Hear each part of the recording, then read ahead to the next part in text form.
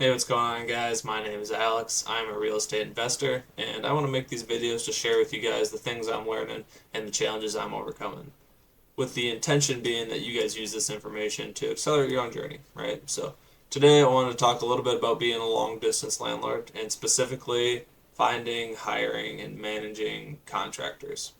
So, what prompted this video? I actually just literally had a tenant text me saying, "Hey, there's a skunk in the basement. Like, figure this out. Get this thing out of here." So, okay, sounds good. So first we gotta look at, let's find a contractor to take care of this problem. So the best ways to find a contractor, if you can, go with references. So if you had friends, family members, other investor buddies of yours that have used a contractor in the past, that had a positive experience, use that one. That'd be a great one. If you don't have that option, a lot of the times there will be in your city investor groups, right? Facebook pages or REIs or something like that. It's really good to you can post in that group or go to that meetup or whatever and kind of ask around, get their contractors too, get their recommendations. That's another excellent option. If those two options don't work out, you can always just Google it, right? So blows your mind, I guess, right? So here, Dubuque Pest Control.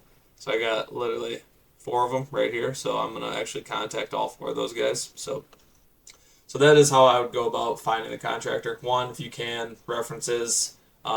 Two, post in Facebook groups and hey, who's everyone using? And three, you can just use Google, right? Go off the people who have there's social proof, right? Other people have had good responses, good experiences with them, right? So mostly 5 star, mostly 5 star, mostly 5 star. Awesome. So I'll be contacting them. So now that you've got your list of contractors to basically go either check out your project or do this project for you, right? How do you follow up with them? How do you stay on top of them? I personally just have this little document. It's pretty easy, right? So just got some properties on the left, and then there's projects here.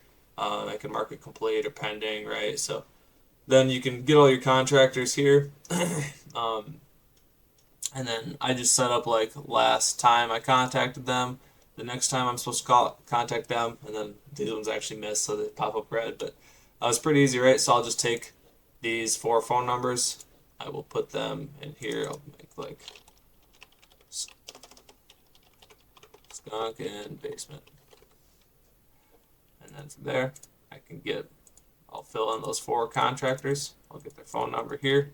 I'll put the last time I followed up with them, and then the next time I want to follow up with them, and any notes, right?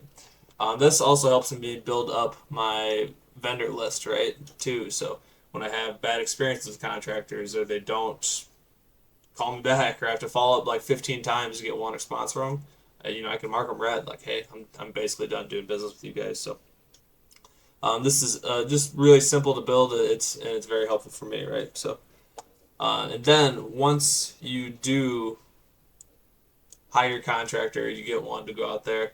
How do you manage their work, right? How do you make sure they're doing a good job? How do you make sure that they're not trying to screw you over? So one is always get a clear scope of work up front, and if you can get that in writing, like definitely do that. Like, hey, this is what I'm paying you to do. This is the timeline I need it done on. Here's the consequences for if you don't get it done in that timeline. Here's the consequences for if it does not meet these specifications, right? That makes it super clear. There's no messing around, no gray area. So one is get everything in writing, get your scope of work in writing, get it approved, everything like that.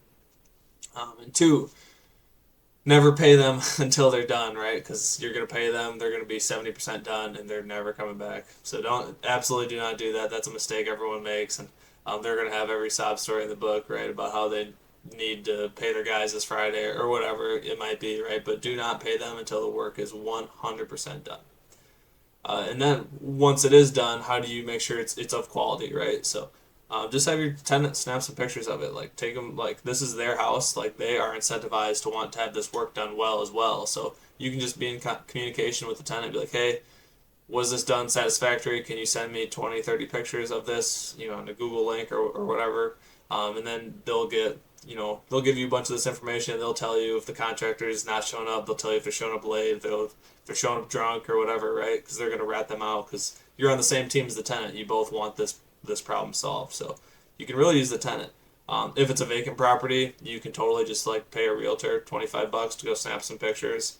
or $50 or whatever that might be, or pay somebody to go snap pictures, and kind of the same sort of thing. So it's really not that difficult. I think most people just overthink it for some reason. It like blows people's minds sometimes when I tell them that I live in Florida and I self-manage most of my properties in Iowa. But really, it's not that difficult. Like, even if there was a skunk in the basement and I was living in Iowa, it's like I'm not gonna go personally get the skunk out of the basement, right? That's not a good use of my time. I'm just gonna call a pest control company. And it turns out my phone in Florida can call people in Iowa, so it's all good. I guess, yeah. Let me know what other tips and tricks you guys want to see based on landlording or other stuff like that. So, hope you guys took something from this video, and I will see you on the next one.